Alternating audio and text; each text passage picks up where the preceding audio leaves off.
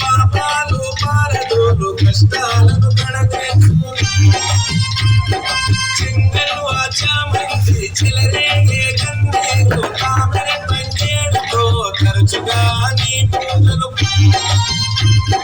ప్రతి ఎండ ప్రతిష్ఠించి నిత్య పూజలు చేసి గంగమ్మ వడిలోకి నిన్నే చేర్చుతాము బహుబుద్ధి గణపతికి బహుళ మంగళమే లోకనాథుడికి నిత్య శుభమంగళమే